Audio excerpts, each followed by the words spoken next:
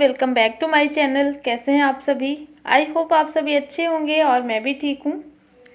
तो फ्रेंड्स, ये वीडियो है मंडे के दिन का और अभी हो रहा है सुबह का टाइम। सुबह के अभी लगभग 7 बजे हुए हैं। तो अभी तो बच्चों की छुट्टी ही है। बस यहाँ पर उठ कर के मैं अपना अभी ब्रश वगैरह कर रही थी और इसके बाद मुझे बनाना है नाश्ता। हस्बैंड जाएंगे तो यहाँ पे अभी नाश्ता बन चुका था और किचन का हाल आप देख सकते हैं कितना ज़्यादा फैला हुआ है। तो नाश्ते में कुछ खास नहीं, बस वही सब्ज़ी और रोटी बनाई थी मैंने, और सब्ज़ी आलू और फूल गोभी की बनाई थी। बस यहाँ पे सारा बर्तन वगैरह अभी मैं खाली कर दूँगी। और बच्चे अभी नहीं उठे हैं, थोड़ा देर से ही उठते हैं वो सुबह में। तो जब उनकी छुट्टी रहती है तो सुबह उतना जल्दी नहीं उठते हैं और मैं उठाती भी नहीं हूँ। तो बस वो लोग अभी सो रहे हैं। जब तक बच्चे सो रहे हैं तब तक मैं अपना किचन वगैरह क्लीन कर लेती हूँ। तो सुबह के टाइम पे वैसे भी किचन काफ़ी ज़्यादा फैला हुआ रहता है। तो इसको यहाँ पे ना काफ़ी सारा खाना पीना, जैसे कुछ आटा है या फिर दूध वगैरह, बहुत सारी चीज़ें बच जाती हैं सुबह के टाइम पे। तो सभी को छोटे छोटे बर्तन में खाली करके रखना, सब्ज़ी, आटा या फिर दूध जो भी बचा हुआ है, और सबको छोटे बर्तन में खाली करके, और जो बड़े वाले बर्तन होते हैं ना, तो उन सबको मैंने रख दिया है बाहर धुलने के लिए। और ये जो गैस का स्टैंड वगैरह है तो इन सबको रखूँगी बाहर धुलने के लिए। और यहाँ पर अब कर लेते हैं सफाई। तो बस जल्दी जल्दी से पहले तो अपने किचन को ही साफ़ कर लेती हूँ।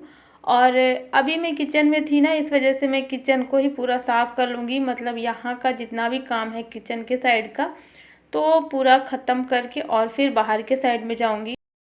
तो अगर बाहर के साइड फिर मैं सफाई करने जाती हूँ ना, तो उधर ही फिर लग जाता है काफ़ी ज़्यादा टाइम। ये भी कर लें और वो भी कर लें, ऐसे करके कपड़े वगैरह समेटने में तो बहुत ज़्यादा टाइम लग जाता है। इस वजह से मैं जहाँ पे भी रहती हूँ ना, वहाँ का पूरा काम ख़त्म करके और फिर दूसरे वाले रूम की सफाई करती हूँ। तो जैसे अभी मैं किचन में ही थी और मैंने सोचा कि मैं ये रोटियां वगैरह सब कुछ बना करके साफ़ कर देती हूँ पूरा किचन। साथ ही साथ जो बर्तन वगैरह हैं वो सब भी मैं धुल करके और फिर अब किचन से अंदर वाले रूम की तरफ जा रही हूँ। और जब तक अभी ना बच्चे उठ गए थे, इसके बाद फिर मैं इस रूम की सफाई कर रही हूँ। तो यहाँ पर बस बेडशीट को ऐसे ही मैं झाड़ दूँगी। और आज भी मैं इस बेडशीट को नहीं चेंज कर रही हूँ। कल यहाँ पे काम हुआ था तो बेडशीट इतनी ज़्यादा गंदी नहीं हुई थी, क्योंकि ना मैंने बेडशीट को पहले से ही फोल्ड करके रख दिया था साइड में, तो ये इतनी ज़्यादा गंदी नहीं थी। और आज भी मुझे कुछ और साफ़ करना है तो आज बेडशीट को नहीं निकालूंगी। बस ऐसे ही चारों तरफ से खींच करके अच्छे से और दबा दूंगी तो ये सेट रहेगी। 1-2 दिन में निकालूंगी। वैसे भी इतनी भी ज़्यादा साफ़ सुथरी नहीं है ये। तो फ़िलहाल आज कुछ और ही काम चल रहा है मेरे दिमाग में, इस वजह से आज इसको रहने देते हैं। और यहाँ पर ये अब तो ठंड काफ़ी ज़्यादा कम हो गई है, तो अभी हल्के वाले ब्लैंकेट मैं निकाली हूँ और जो हैवी वाले ब्लैंकेट थे उनको अब धुलना है एक एक करके बारी बारी से। तो इस वाले को यहाँ पे सेट कर देती हूँ। और जो हैवी वाला ब्लैंकेट है ना, उसको आज मुझे धुलना है। और मैं सोच ही रही हूँ, 2-3 दिन से मैं सोच रही थी कि हैवी वाला ब्लैंकेट मैं धुल करके रख देती हूँ, क्योंकि अब उसका यूज़ बिल्कुल भी नहीं हो रहा है। मतलब उसको देख के ना बहुत ज़्यादा गर्मी सी लगती है, क्योंकि बहुत हैवी है और मौसम इतना ज़्यादा ठंडा नहीं है, मौसम एकदम से नॉर्मल हो गया है। तो मैंने रख दिया था पानी गर्म होने के लिए, और 1 बाल्टी पानी एकदम से गर्म हो गया था, उसको मैंने डाल दिया है टब में। और इसमें थोड़ा सा और मैं मिलाऊंगी ठंडा पानी। मतलब मैं इस टब में पूरा फुल कर दूंगी ठंडा पानी मिला करके, तो ये जो पानी है ना वो गुनगुना हो जाएगा। तो मुझे गुनगुने पानी में ही इस ब्लैंकेट को साफ़ करना है। और ये बहुत हैवी ब्लैंकेट है, मैं इसको आज साफ़ करूंगी और इसी तरीके से मैं हमेशा साफ़ करती हूँ। तो पानी मैंने मिक्स कर लिया है, पानी अभी गुनगुना है और इसमें मैंने डाल दिया है सर्फ एक्सेल और अच्छे से मिक्स कर दूंगी। और इसके बाद फिर ये ब्लैंकेट को इसी में भिगो देंगे। तो इसमें पानी भी काफ़ी ज़्यादा सोख रहा था, क्योंकि काफ़ी ज़्यादा हैवी है। तो इस वाले ब्लैंकेट को मैं हर साल ऐसे ही वॉश करती हूँ और मैं इसको ड्राई क्लीन वगैरह नहीं करवाती हूँ, ऐसे ही घर पे साफ़ कर लेती हूँ। और मशीन में भी मैं नहीं धुलती, क्योंकि मशीन में धुलने के बाद फिर उसको निकालना, और मशीन का ड्रायर काम नहीं कर रहा है तो इस वजह से फिर मुझे दिक्कत हो जाती। तो इसलिए मैंने हाथ से ही धुलने को सोचा। और मैं ये काम काफ़ी दिन से सोच रही थी कि मुझे ब्लैंकेट धुलना है, लेकिन बहुत हिम्मत करके आज मैंने ये काम किया है। तो वही होता है ना, जब आप मन में ठान लेते हो कि मुझे ये करना है, तो फिर वो काम अपने आप ही हो जाता है। मतलब जो भी चीज़ें होती हैं ना, हमारे दिमाग में होती हैं। हम अगर सोचते हैं कि ये काम बहुत मुश्किल है, तो सच में वो काम मुश्किल हो जाता है। लेकिन अगर हम सोच लें कि ये काम बिल्कुल भी मुश्किल नहीं है, बहुत आसान है और मुझे ये करना है, मैं ये कर लूँगी, तो फिर वो काम बहुत आसानी से हो जाता है, बहुत आराम से हो जाता है, कोई दिक्कत नहीं होती है। तो ब्लैंकेट को धुलना था मेरे लिए बहुत बड़ा चैलेंज था, क्योंकि मुझे ये अकेले ही साफ़ करना था। और मैं सोच रही थी हस्बैंड की छुट्टी होगी तभी मैं साफ़ करवाऊँगी, लेकिन उस दिन हस्बैंड की छुट्टी थी तो बहुत सारा दूसरा काम हो गया। तो पिछले वीडियो में आपने देखा ही होगा, काफ़ी ज़्यादा काम हुआ है जिस दिन हस्बैंड की छुट्टी थी। मतलब कल नहीं, परसों सैटरडे को हुआ था। तो वो काम तो खैर बहुत ज़्यादा ज़रूरी था, क्योंकि शिफ्टिंग के टाइम पे हमें ज़्यादा प्रॉब्लम ना हो, इस वजह से हमने वो सारा काम किया है। और बस ये ब्लैंकेट को मैंने डाल दिया है और थोड़ा सा 2 मिनट के लिए मैंने पैर से ही उसको दबा दिया इस तरीके से, तो वो अच्छे से मतलब वो हो गया है। उसमें जितनी भी गंदगी थी ना, तो गुनगुने पानी की हेल्प से वो बहुत जल्दी निकल जाएगी। तो बस उसको मैंने छोड़ दिया है लगभग 15 से 20 मिनट के लिए, और 15-20 मिनट में वो अच्छे से फूल जाएगा गर्म पानी में। तो फिर धुलने में आसानी होगी और ज़्यादा मेहनत नहीं पड़ेगी, बस मैं उसको ऐसे ही धुल दूँगी। तो बस उसको भिगो करके आ गई हूँ, और जब तक वो भीगेगा तब तक मैं घर की और बाकी काम कर लेती हूँ। तो किचन वगैरह तो मेरा क्लीन था, बस घर में झाड़ू लगाना था और पोछा मारना था, बस इतना ही काम बचा था। तो फटाफट से झाड़ू और पोछा भी मैंने कर लिया है। और ये जो ब्लैंकेट है ना, इसको मैंने धुल लिया है। जिस तरीके से मैंने इसको भिगो करके रखा था पैर से कुचल करके, उसी तरीके से मैंने इसको धुला भी है, इसी टब में पानी डाल डाल करके, और कई बार फिर इसको मैंने साफ़ कर लिया है। और साफ़ करते करते जब साफ़ पानी एकदम से क्लीन आने लगा ना, तो मैं समझ गई कि अब ये धुल चुका है, इसकी सारी जो गंदगी है ना वो निकल गई है। और निचोड़ते तो बन नहीं पा रहा था, क्योंकि ये जो ब्लैंकेट है काफ़ी ज़्यादा हैवी है। तो मैंने धुल करके और फिर वापस से टब में डाल दिया है। और डालने के बाद फिर अन्या को बुला करके, अन्या की हेल्प से फिर मैं यहाँ पे बालकनी में इसको रखवाई हूँ। और अब मैं क्या करूँगी कि मैं इस ब्लैंकेट को एक तरफ से पकड़ के और इस बालकनी में यहीं पे ऐसे ही लटका दूँगी। तो बालकनी की जो दीवार है ना, वो उसको मैंने पहले ही धुल दिया था, अभी थोड़ी देर पहले, तो उसमें धूल मिट्टी नहीं लगी है। और बस इस ब्लैंकेट को ऐसे ही मैं डाल दूँगी, लटका दूँगी और फैला भी दूँगी थोड़ा सा। तो इसका जितना भी एक्स्ट्रा पानी है जो मैं निचोड़ नहीं पाई थी, वो निकल जाएगा। और वैसे भी बहुत जल्दी इसका पानी निकलता है, ज़्यादा टाइम नहीं लगता है। और इस टाइम पे ये भी है एक फ़ायदा है कि धूप भी अच्छी आने लगी है। तो अगर सूखेगा तो ठीक है, नहीं सूखेगा तो कम से कम इसका पानी तो निकल ही जाएगा। फिर कल मैं इसको छत पे डाल दूँगी, तो फिर ये सूख जाएगा। और धूप काफ़ी तेज़ वाली होने लगी है।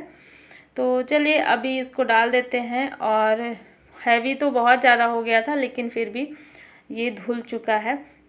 और इसी तरीके से 2 और ब्लैंकेट रखे हुए हैं जो कि निकले हुए थे बाहर, तो वो दोनों भी काफ़ी ज़्यादा गंदे हैं। तो एक एक करके मैं उनको भी धुलूँगी। तो बस यहाँ पे ब्लैंकेट को फैला दिया मैंने, और नीचे काफ़ी ज़्यादा पानी भर गया था, इसी से निकल रहा था। तो थोड़ा बहुत मैं निकाल दूँगी, बाकी तो अभी निकलेगा ये दिन भर। तो थोड़ा बहुत पानी यहाँ का निकाल दिया है मैंने। और अब जा कर के मेरा जितना भी काम था सुबह का वो हो चुका है। और सबसे जो मेन आज का काम था ना, वो था ब्लैंकेट को वॉश करना। बहुत मुश्किल वाला काम था, लेकिन हो गया है। तो बस अभी हो चुके हैं सारे काम, और मैं आ चुकी थी किचन में। और बस यहाँ पर रखे हुए थे नाश्ते वाले बर्तन जो कि सूख चुके हैं, मतलब इनका पानी सूख गया है। तो फिर इनको अभी मैं सेट कर दूँगी। और यहाँ पे जैसे किचन में जो भी काम मुझे सामने दिखता है ना, जैसे प्लेटफॉर्म में अगर कुछ रखा हुआ होता है, तो मैं उसको तुरंत के हटा देती हूँ, मतलब सेट कर देती हूँ जो चीज़ें जहाँ की रखी हुई होती हैं। और बर्तन भी अब सूख गए हैं, अब तो और भी जल्दी बर्तन सूख जा रहे हैं, क्योंकि गर्मी आ गई है। तो बस इनको सभी को सेट कर देंगे। और अभी मुझे बनाना है लंच। बच्चों को मैंने बैठा दिया है पढ़ने के लिए। सुबह वैसे भी नहीं पढ़ पाते हैं, सुबह काफ़ी देर हो जाती है उनको उठने में। तो फिर जब नाश्ता वगैरह हो जाता है, उसके बाद फिर मैं उनको पढ़ने के लिए बैठा देती हूँ। तो बच्चे जो है पढ़ाई कर रहे हैं, कल से उनका एग्ज़ाम है, फाइनल एग्ज़ाम।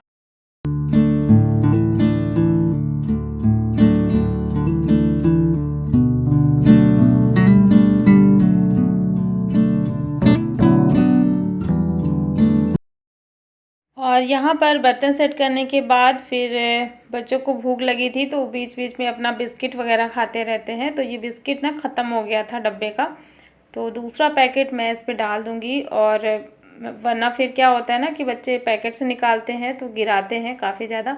तो इसको मैं डब्बे में डाल देती हूँ और उनको जब भी खाना होता है, ये जैसे टीवी वगैरह देखते रहते हैं ना, तो वो वहीं पे फिर ले जा कर के और फिर अपना खाते रहते हैं। तो बस इसको मैं फिल करूँगी और इसके बाद अभी मुझे लंच बनाना है। तो ज़्यादा कुछ नहीं, बस दाल और चावल ही बनाऊँगी। और सुबह मैं सब्ज़ी बनाई थी आलू गोभी की, तो बस सब्ज़ी रखी हुई है थोड़ी सी, और सिर्फ यहाँ पे दाल चावल बना दूँगी। दूध भी आ चुका था जिसको मैंने उबाल दिया है।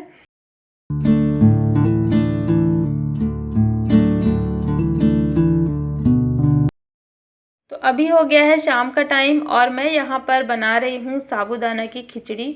तो अन्या को खाना था, दोपहर में ही बोली थी मम्मा शाम को साबूदाने की खिचड़ी बनाइएगा। और साबूदाना जो होता है उसको मैंने पहले ही 2 घंटे पहले मैंने भिगो करके रख दिया था, साबूदाने को धुल करके। और जितना वो साबूदाना होता है उसी के ऊपर उतना ही पानी डाल करके छोड़ दिया था, तो 2 घंटे में वो अच्छे से फूल गया है। तो यहाँ पर कढ़ाई में तेल गरम करके और इसके बाद इसमें 1 चम्मच जीरा ऐड करेंगे, साथ ही 3 से 4 हरी मिर्च और पतली पतली पीसेस में कटी हुई आलू मैंने ली है 2 से 3, जिसको मैंने फ्राई कर लिया है। और आलू को बहुत अच्छे से फ्राई करना है। जब वो अच्छे से पक जाएगा तो 3 से 4 बारीक कटे हुए टमाटर डाल देंगे और टमाटर को भी गलने तक पका लेंगे। और साइड में कढ़ाई में मैंने रखा था मूंगफली को ड्राई रोस्ट होने के लिए, और ये धीमी आंच में बहुत अच्छे से भुन चुकी हैं। तो इसको मैंने निकाल लिया है थाली में। और ये 2 मिनट के बाद थोड़ा सा ये जब ठंडा हो जाएगा तो इसका छिलका निकाल लेंगे। और इधर साइड में ये जो टमाटर हैं वो अच्छे से गल गए हैं, तो इसको अच्छे से मिक्स कर लेंगे।